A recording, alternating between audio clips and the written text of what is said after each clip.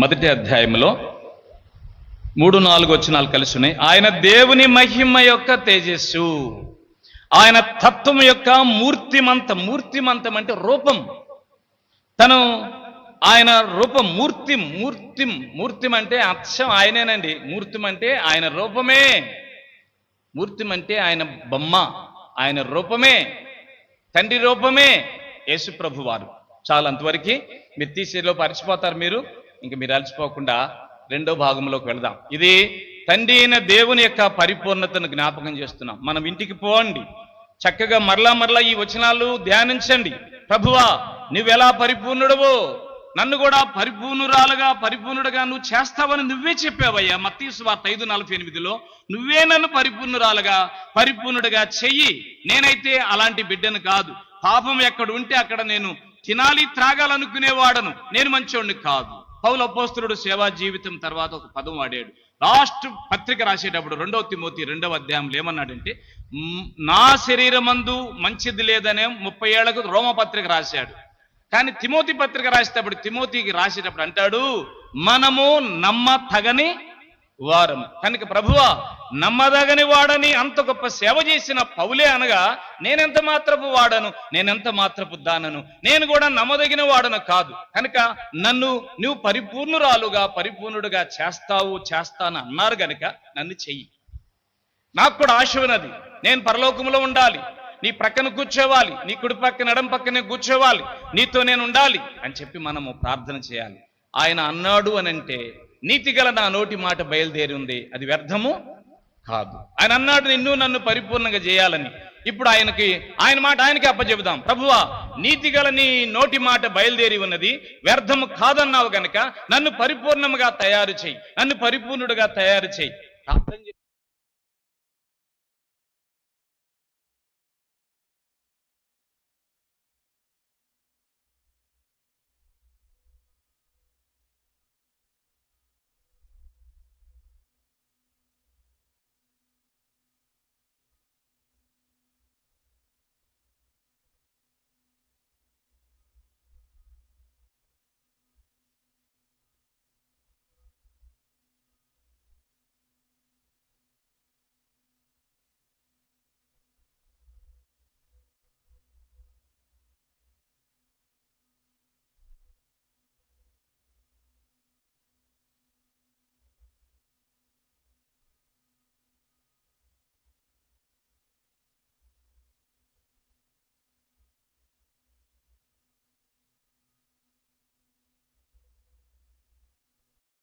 ఆ నోటి మాట బయలుదేరి ఉన్నది, అది అర్థం కాదు.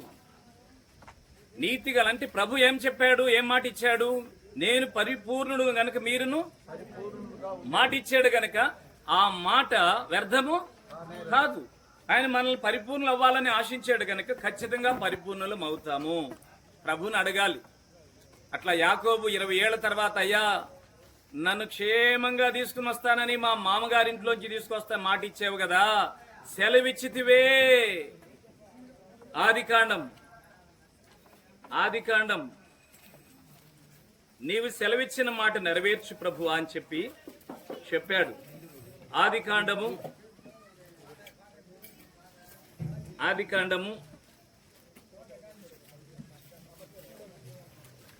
32వ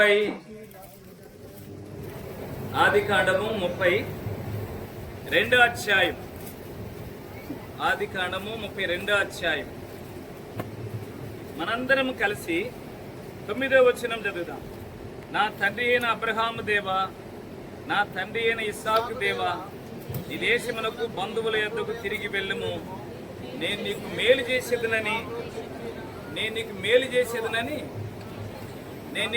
చేసేదనని నాతో చెప్పిన యెహోవా. చదవండి. 12వ వచనానికి రండి. నేను నీకు తోడై ఉండేదను, నిశ్చయముగా మేలు చేసేదను, విస్తారమౌట వలన లెక్కింపలేని సముద్రపు ఇసుకల వలె నీ సంతానం విస్తరించదునని అందరూ అది చదవండి. సెలవిచ్చితివే. దేవుడన్న మాట దేవునికి అప్పగించాలి. బాగా గుర్తుపెట్టుకోండి. 10th క్లాస్ పాస్ అయిన తర్వాత నీకు ఒక సైకిల్ ఇస్తాను రా అని మా నాన్న చెప్పాడు. నాన్న చెప్తే ఇది ఇట్లా ఉండదు,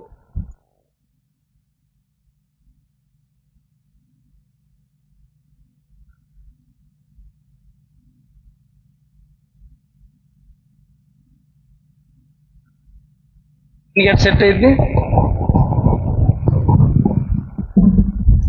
అబ్బా చూడండి, నాకు 10th పాస్ అయితే చక్కగా సైకిల్ ఇస్తానని మా నాయన చెప్పాడు. ఖచ్చితంగా 10th పాస్ అయ్యాను. ఇక వెంటనే 2వ రోజు నుంచి స్టార్ట్ చేస్తాడు. ఏం చేస్తాడు చెప్పండి? డాడీ 10th పాస్ అయినాను, నువ్వు ఒక మాట అన్నావు, మర్చిపోవద్దు. ఒక మాట అన్నావు, ఏమన్నావు? నాకు సైకిల్. నువ్వు మర్చిపోలేదు లేరా, గుర్తుంది. అన్నా మాట గుర్తు చెయ్యి. నన్ను పరిపూర్ణముగా చేస్తాను నువ్వు చెప్పావు, నువ్వు చెయ్యి. నేను చెప్తున్న ఈ మాటలో ఎంత సత్యం దాగి ఉన్నదో నా వల్ల అవ్వదండి. ఈ భూప్రపంచంలో పౌలు గొప్ప సేవ చేశాడు, కానీ పరిపూర్ణమైన మనిషి అని దేవుడికే వర్తించింది, కానీ పౌలుకది వర్తించదు. హడ్సన్ టైలర్ అనే ఆయన చైనా దేశంలో చాలా గొప్ప సేవ చేశాడు. హడ్సన్ టైలర్ అనే ఆయన అంటాడు, పరిపూర్ణత అనేది స్వశక్తి మీద ఆధారపడినది కాదు అంటాడు. పరిపూర్ణము అయినది అనేది స్వశక్తి మీద ఆధారపడినది కాదు. నేను ఇట్లా ఉండాలి, పొద్దున్నే 4ంటికి లేవాలి, నిష్ఠతో ప్రార్థన చేసుకోవాలి, నా భార్యతో జాగ్రత్తగా ఉండాలి, నా భర్తతో జాగ్రత్తగా ఉండాలి, నా బిడ్డలతో జాగ్రత్తగా ఉండాలి, నా ఆఫీస్ వాళ్ళతో జాగ్రత్తగా ఉండాలి, అట్లా అందరితో జాగ్రత్తగా ఉండాలి, నా సంఘస్థులతో జాగ్రత్తగా ఉండాలి. ఎంత జాగ్రత్తగా నువ్వు జాగ్రత్తగా ఉండి నేను జాగ్రత్తగా ఉండి అయ్యేది పరిపూర్ణత కాదు అంటాడు ఆయన. పరిపూర్ణత అనేది స్వశక్తి మీద ఆధారపడినది కాదు, అది దేవునిపై ఆధారపడు ఒక శక్తి అంటాడు. అంటే మనం దేవునిపై ఆధారపడితే అది జరిగిద్ది అని అర్థం. అప్పుడు పరిపూర్ణులు అవుతాం. అయిన తర్వాత అప్పుడు మనం ఏమంటాం? ఇది నా వలనైతే జరిగిన పని కాదు ప్రభు, ఇది నీ ద్వారా జరిగినది గనక మహిమంతా ఎవరికి? నీకే. ఒకవేళ అది మన ద్వారా జరిగితే అంత తేలిగ్గా అయినానా ఏంది? 4ంటికి లేచేవాడిని, కొన్నిసార్లు 3ంటికి లేచేవాడిని, ఇట్లా మన కథ చెప్తాం.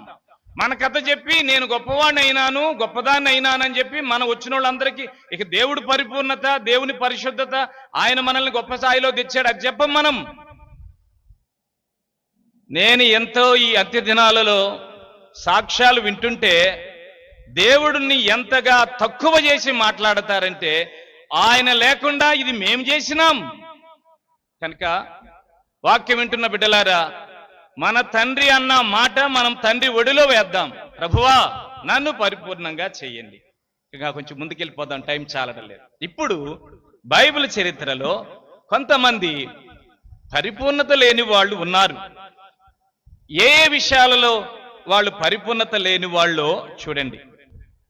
హెబ్రీ భాషలో పరిపూర్ణత అనే పదానికి ఇలాగా రాశాడు, యథార్థత అని రాశాడు. ఇంకొక అర్థం ఏంటంటే నిర్దోషత్వము. అది యథార్థత లేకపోతే నిర్దోషత్వము. అదే గ్రీక్ భాషలో ఇలా రాసినాడు. పరిపూర్ణత అనే మాటకి అర్థం ఏమిటంటే పరిపక్వ దశ, పరిపక్వత. ఇంకొక మాట అంటే దాని ఇంగ్లీష్లో మెచ్యూర్ అయిన మనస్తత్వం, అంటే పెద్ద మనస్తత్వం. అది పరిపక్వ దశ.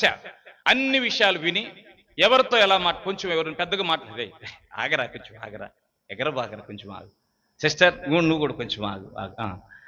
ఆ విధంగా ఇద్దరిని సమన్వయపరిచే పరిపక్వ దశను పరిపూర్ణత అంటారు. ఓకే.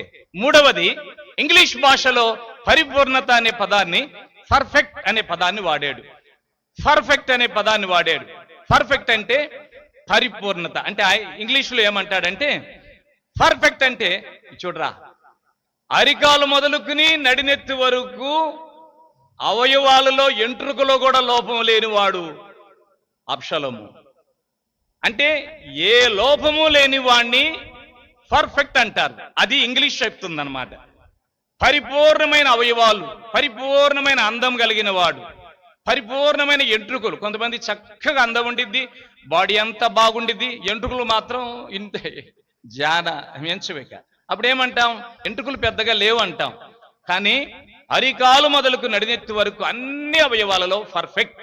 కనుక పరిపూర్ణ దశలో ఉంటే ఇంగ్లీష్లో పర్ఫెక్ట్ గా ఉంటే ఇంగ్లీష్లో పరిపూర్ణులు అని చెప్తా అంటాం.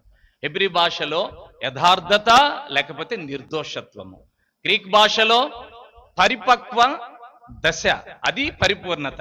అలాగే ఇంగ్లీష్ భాషలో పర్ఫెక్ట్, అన్ని అవయవాలు చక్కగా ఉంటే పరిపూర్ణత అంటాం. ఆత్మీయంగా పరిపూర్ణ పురుషుడులాగా ఉంటే అది పరిపూర్ణత. తెలుగు భాషలో ఇంత మంచి పదం వాడాడు, సర్వ సంపూర్ణత లేకపోతే పరిపూర్ణత. అంటే అర్థం ఏంటంటే అన్ని విధములుగా క్రీస్తులాగా ఉంటే పరిపూర్ణులు అని అర్థం. అన్ని విధములుగా తండ్రి అయిన దేవుడులాగా ఉంటే పరిపూర్ణులు అని అర్థం. పరిశుద్ధాత్మ దేవుడు నివసించగలిగే రూపములో ఉంటే అది ఆయన ఆత్మరూప లక్షణాలు కలిగి ఉంటే పరిపూర్ణత అని అర్థం. ఇప్పుడు మనము అలా చూసుకోవటానికి ప్రయత్నం చేద్దాం. అలాంటి లక్షణాలు లేని వాళ్లను ఈ ఫస్ట్ భాగంలో చూద్దాం, ఉన్న వాళ్లను రెండో సెషన్లో చూద్దాం. చూడండి, ఫస్ట్ వన్, మత్తయి సువార్త 18వ అధ్యాయం. పరిపూర్ణత లేని వాళ్ళు ప్రార్థన చేసుకుని దేవుని మీద ఆధారపడలేదు. అటువంటి వాళ్ళల్లో ఒక్కళ్ళు వీళ్ళు. ఫస్ట్ వన్, అందరం కలిసి 35వ వచనం చూద్దాం. 35వ వచనం, 18:35 మీలో అందరు చదవండి, అందరు చదవాలి. అందరు బాగా చదవండి. మీరు పెట్టుకోండి, చాలా బాగుంది. మీరు పెట్టుకోండి, మీరు కూడా బాగా హీట్గా ఉన్నారు, పెట్టుకోండి. నాకు వద్దది. 18వ అధ్యాయం 34:5 వచనం చదవండి. మీలో ప్రతివాడును తన సహోదరుని హృదయపూర్వకంగా క్షమింపని ఎడల నా పరలోకపు తండ్రియు ఆ ప్రకారమే మీ ఎడల. ఇప్పుడు దేనిలో ఇక్కడ అసంపూర్ణత ఉన్నది? ఇక్కడ అసంపూర్ణత ఉంది, పరిపూర్ణత కనబడతలేదు. ఏంటి ఇక్కడ అసంపూర్ణత అంటే, ఇద్దరు వ్యక్తులు ఉన్నారు, దాసులు, యజమానుడు ఉన్నాడు. ఈ యజమానుడు ఇద్దరికి బాకీ ఇచ్చాడు. ఓకే, ముగ్గురు వ్యక్తులు ఉన్నారు, యజమానుడు ఒక వ్యక్తికి బాకీ ఇచ్చాడు. ఎంత ఇచ్చాడు? 10,000 ఏమిచ్చాడంట? తలాంతులు ఇచ్చాడంట. ఒక తలాంతు ఎంత? 3,600 రూపాయలు. ఈ 3,600 రూపాయలు తీసుకున్న ఆయన ఎంత? 3,600 ఇంటూ 10,000 అంటే 3 కోట్ల, అంతే కదా? 3,60,00,000. 3,60,00,000 రూపాయల బాకీ నువ్వు తీర్చలేవులేరా, క్షమిస్తున్నాను పో అన్నాడు. చూడండి ఆ మాట 26వ వచనం. 25లో, అప్పు తీర్చుటకు వాని యొద్ద ఏమి లేనందున వాని యజమానుడు వాని భార్యను పిల్లలను కలిగిన యావత్తును అమ్మి అప్పు తీర్చాలనుకున్నాడు. 26, అప్పు తీర్చవలని ఆజ్ఞాపించాడు. 26, కాబట్టి ఆ దాసుడు అయ్యా సాగిలపడి ఇట్లా అన్నాడు, నా ఎడల ఓర్చుకో అయ్యా, అప్పంతా తీరుస్తానయ్యా అన్నాడు. 27, ఆ దాసుని యజమానుడు కనికరపడి వానిని విడిచిపెట్టి వాని అప్పు క్షమించాను. ఇప్పుడు 3,60,00,000 రూపాయలు పోరా, క్షమించలేవు, నీ భార్య పిల్లలు అమ్ముకోవద్దులేరా, సుఖంగా బతకండిరా, క్షమించినాను పోరా అన్నాడు. అంటే గొప్ప అప్పు తీర్చాడు. ఈ అప్పు తీర్చబడిన వ్యక్తి ఇంకొక ఆయనకు అప్పిచ్చాడు. అప్పు తీర్చబడిన వ్యక్తి ఇంకొక ఆయనకి ఎంత ఇచ్చాడు అప్పు? అది చూడండి 28. అయితే ఆ దాసుడు బయటికి వెళ్ళి తనకు 100 దేనారం అచ్చి ఉన్న తన తోటి దాసులు, 100 దేనారాలంటే కింద మూల భాషలో రాయబడిన ఇంచుమించు 1 దేనారం ఎంత? ₹1/2. అంటే మొత్తం ఎంత? 50 రూపాయలు. 50 రూపాయలు. 3,60,00,000 రూపాయలు క్షమించబడిన వాడు, ఆ క్షమించబడిన బిడ్డ, ఆ క్షమించబడిన భక్తుడు, లేదా ఆ క్షమించబడిన దైవజనుడు, ఆ క్షమించబడిన దైవ భక్తుడు ఏం చేశాడంటే ఇంకొక వ్యక్తికి 50 రూపాయలు ఇచ్చాడు. ఆ 50 రూపాయలు ఇచ్చిన ఆయన అడిగాడు, 50 రూపాయలు ఇచ్చాను కదరా, తీసుకురా అంటున్నాడు. అంటే ఆయన ఏమన్నాడో చూడండి 29వ వచనం. అందుకు వాని తోటి దాసుడు సాగిలపడి, అయ్యా నా ఎడల ఓర్చుకో, నీకు చెల్లించెదను వాణ్ణి వేడుకొనెను. కానీ 30వ వచనం, వాడు ఒప్పుకోలేదు. అచ్చునది చెల్లించే వరకు అతన్ని ఏం చేసినాడు? చెరసాల్లో వేయించాడు. నెక్స్ట్, కాగా తోటి దాసులు జరిగింది యజమానుడికి వెళ్ళి చెప్పారు, అయ్యా నీ దగ్గర 3,60,00,000 రూపాయలు బాకీని క్షమించబడిన వ్యక్తి అతడు 50 రూపాయలు క్షమించకుండా అతన్ని కొట్టి జైల్లో వేసినాడయ్యా అనంగాల్నే పద వెళదాం వారి దగ్గరికి వచ్చాడు. 32 చివరిలో ఉంది, నీ అప్పంతయు నేను క్షమించి తిని. మీరు చదవండి ఇప్పుడు. నేను నిన్ను కరుణించిన ప్రకారం నీవును నీ తోటి దాసుని కరుణింపవలసి ఉండేను గాని నువ్వు ఏం చేయలేదు, కరుణించలేదు. అందుచేత అని చెప్పాడు. ఏం చెప్పాడంటే, నువ్వు క్షమించలేదు గనక నిన్ను కూడా నేను క్షమించను. ఇప్పుడు ఇక్కడ పరిపూర్ణతకు భంగం కలుగు చేసింది ఏమిటి అనంటే, నిన్ను క్షమించిన ఆ పరిశుద్ధ దేవుని ప్రేమను అనుభవించిన నీవు, నిన్ను క్షమించినాడే, నువ్వు క్షమాపణ పొందినావే, ఇప్పుడు నువ్వు కూడా ఇతరులను ఏం చేయాలి, నేనేం చేయాలి, మనమేం చేయాలి? పెద్దగా చెప్పండి. ఇతరులను క్షమించాలి. నోరు తెరవండి, ఇతరులను క్షమించాలి. ఆ కార్యం జరగకపోతే మనం అసంపూర్ణులమే. ఎవరినైనా క్షమించకుండా మనము గాని ఉంటే సంపూర్ణతకు మనము చేరుకోలేని వాళ్ళమే. పరిశుద్ధ గ్రంథమైన బైబిల్లో పాత నిబంధన కాలంలో లోపము కలిగిన దానిని ఏమన్నాడో ఒక్కసారి చూస్తారా? లోపము కలిగినది దేవుని యొక్క వాక్య ప్రకారముగా లెక్కలోకి వస్తుందా రాదా చూడండి.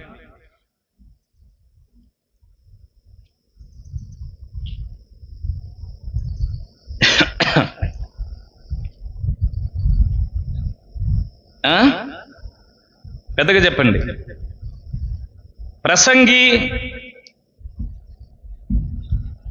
1 అందరం కలిసి 15 చదువుదాం. ప్రసంగి 1:15 చాలా ప్రియమైన వచనం, మీరు అండర్లైన్ చేసుకోండి. 1:15 అందరం కలిసి చదువుదాం. వంకరగా ఉన్న దానిని చక్కపరచ శక్యము కాదు. ఓకే, తర్వాత అందరు చదవండి. లోపము గలది, మళ్ళా చదవండి. లెక్కకు రాదు, మళ్ళా చదవండి అందరూ. లోపము గలది. ఇప్పుడు క్షమించుటలో అతనికి ఏముంది? లోపం కనబడుతుంది కనుక ఇప్పుడు అతడు లెక్కలోకి రాడు. ప్రార్థన చేసినా లెక్కలోకి రాడు. అతడు దేవుడు పాటలు పాడినా లెక్కలోకి రాడు. వాక్యం చెప్పినా లెక్కలోకి రాడు. ఒకవేళ కానుకేసి ఒక 50,000 రూపాయలు, 1,00,000 రూపాయలు కానుకేసినా లెక్కలోకి రాడు. అసలు ఈ పరదాలు తీసేది ఆయనే, పరదాలు వేసేది వాళ్లే, ఊడ్చేది వాళ్లే, వంట చేసేది వాళ్లే, అసలు ఈ మీటింగులు జరగడానికి బాగా సపోర్ట్ చేసేది కూడా వాళ్లే. బట్ వారు ఇతరులను ఏం చేయరు, క్షమించరు. అప్పుడు వాళ్ళు చేసిందల్లా దేవుడి లెక్కలోనికి రాదు. అలాగా చేరి వచ్చిన ప్రియబిడ్డలారా, మన పరిస్థితి కూడా అంతే కావచ్చేమో. ఒకరోజు ఇట్లాగానే దేవుని వాక్యం చెప్తానికి వెళ్ళి ఒక చోట వాక్యం పంచుకున్న తర్వాత మేము డైనింగ్ టేబుల్ దగ్గరికి వచ్చాం భోజనం చేయడానికి. దేవుని సేవకుడు నా పక్కనే భోజనానికి కూర్చోట్లేదు, నిలబడ్డాడు. అన్న, ఎన్ని సంవత్సరాలలో నిజంగా మా పెదనాన్నని నేను ఇష్టపడలేదు, కానీ ఈరోజు మా పెదనాన్ని నేను క్షమించాలనుకుని తీర్మానం చేసుకున్నాను. దేవుణ్ణి ఎన్ని సందర్భాలు వచ్చినాయో దేవుడు అదృశ్యమైన స్వరముతో, మీ పెదనాన్ని, నువ్వు సేవకుడివి, వాళ్ళంత అనుభవం కలిగిన వాళ్ళు కాదు, తెలిసి తెలియని వాళ్ళు, మన్నించు అని ఎట్లా చెప్తుంటే మెలనేని స్వరం వినలేకపోయినాను, నిర్లక్ష్యం చేసినాను. ఈరోజు నాకు డైరెక్ట్గా ఇలాగా ఈ భావన దేవుడు వాక్యం ద్వారా తెలియపరిచినప్పుడు దేవుడు నాతో ఇంత డైరెక్ట్గా మాట్లాడుతున్నాడు. నేను ఇక తప్పించుకోలేను, నన్ను క్షమించు ప్రభు అని క్షమాపణ కోరినా.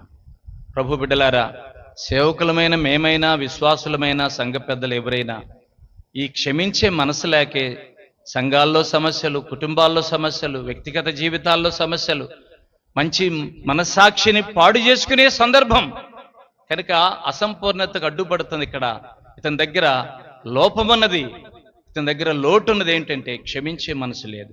అతను బాకీ ఎంత? 3,60,00,000. క్షమించాల్సింది ఎంత? చిన్న తప్పే. ఎంత? 50 రూపాయలు. చిన్న తప్పును మన్నించలేము. మనమేమో ఘోరమైన తప్పులన్నీ చేసి అలా చిన్న చిన్న పొరపాట్లు క్షమించడానికి ఆ చిన్న తప్పులను పెద్ద పెద్దగా చేసి చూపిస్తానికి ప్రయత్నం చేస్తుంటారు కొంతమంది. ఇది ఫస్ట్ వన్. నువ్వు సంపూర్ణుడు కావాలని కోరుకుంటే, ఎవరు నన్ను క్షమించలేదేమో, మీ ఇంట్లో భర్తను, భార్యను, బిడ్డలను, అన్నలను, తమ్ముళ్లను, చెల్లెళ్లను, అక్కలను, అత్తమ్మను, మామయ్యను క్షమించు. క్షమించు. ఖమ్మంలో తిమోతి గారు వాక్యం చెప్తుంటే ఇట్లానే ఓ సిస్టర్ వాక్యం వింటా ఉందంట. అట్టాని చెప్తారు సేవకులు, ఏం పర్వాలేదు. దండెం ఎదురుగున్న ఆ సిస్టర్కి ఈమెకి పడదు, మధ్యలో బజార్ అడ్డం, దండెం దాని మొహం నేను చూడకూడదు అని చెప్పి దండి ఇటు కట్టిందంట. సహజంగా దండెం ఇటు కడతామా, ఇంటికి ఇటు అడ్డం కట్టుకుంటామా? ఎటు కట్టుకుంటాం? మీరు దండాలు అడ్డం కట్టుకుంటారా? బజార్కి వెళ్ళాలంటే అడ్డం ఉండిద్దా, ఇటు ఉండిద్దా? ఇటు కదా. ఆమె అడ్డం కట్టింది. అడ్డం కట్టి భర్త చెప్తుంటే నీకెందుకు అడ్డానే ఉండాలి, ఉండు, దాని మొహం చూడకూడదు, దాని మొహం చూస్తే అసలు రోజంతా కలవరమే, దరిద్రం వస్తుంది, దాని మొహం చూడకూడదంట. మందిరంలోనే రొట్టె తీసుకుంటున్న ప్రభు భక్తులారా, బిడ్డలారా, ఇతరులతో సమాధానం, ప్రేమ, క్షమాపణ కలిగి ఉండండి అని చెప్తుంటే ఏమీ లెక్క కూడా చేయడం లేదు. ఇంకంతే, హాస్పిటల్ అడ్మిట్ అయింది ఒక రోగం వచ్చేసి. హాస్పిటల్లో తిమోతి అంకుల్ వెళ్ళి ప్రార్థన చేస్తుంటే, అన్నా అన్నా నన్ను మన్నించాలన్నా, నన్ను మన్నించన్నా, ముందు నన్ను మన్నించన్నా, నువ్వు ప్రార్థన తర్వాత చెప్తు, నన్ను మన్నించన్నా అంటే ఏంటమ్మా ఏం జరిగిందంటే, ఎన్నిసార్లు చెప్తున్నావన్నా, క్షమించండి, క్షమించండి, సమాధాన పడండి, కానీ నేను ఇంకా కఠినం చేసుకుని ఇటున్న దండే అని తీసుకొచ్చి ఇటు అడ్డం కట్టుకున్నానన్నా, నేను అన్నాడు, అడ్డం కట్టుకున్నాను, నువ్వు మూర్ఖురాలని, అందుకే హాస్పిటల్లో పడ్డానన్నా, నేను ఇంటికి వెళ్ళి దండి విడిదిప్తానన్నా. దండి విడిదిప్తా, అప్పటి వరకు దండి ఏంటో ఆయనకి తెలియదు, ఎవరికి, తిమోతి గారికి దండం సంగతే తెలియదు. అమ్మా నీ దండం ఏందో నాకు అర్థం కావట్లేదు, నువ్వేదో కలలో ఆలాపనలో ఉన్నట్టున్నావు అంటే, లేదు ఆలాపన కాదన్నా, నేను మాట్లాడేది నిజమన్నా, ఇంటికి పోగానే నేను దండం తీసేస్తానన్నా. ఇంటికి రాగాలని హాస్పిటల్ నుంచి ఫస్ట్ దండం తీసేసుకుంది. దండం యథావిధిగా భర్త చేతి ఇటు కట్టించుకున్నది. హాస్పిటల్కి పోవాలా? అప్పుడే క్షమిస్తావా? అన్నీ బాగుండగానే క్షమిస్తావా? చెప్పండి మీ నోరు తెరిచి. హాస్పిటల్ పోయినా క్షమిస్తావా? అన్నీ బాగుండగా క్షమిస్తావా? అన్నీ బాగుండగా క్షమించాలి, అప్పుడు నువ్వు పరిపూర్ణుడివే. ఇది ఒక అడ్డం. రెండవ దానికి రండి.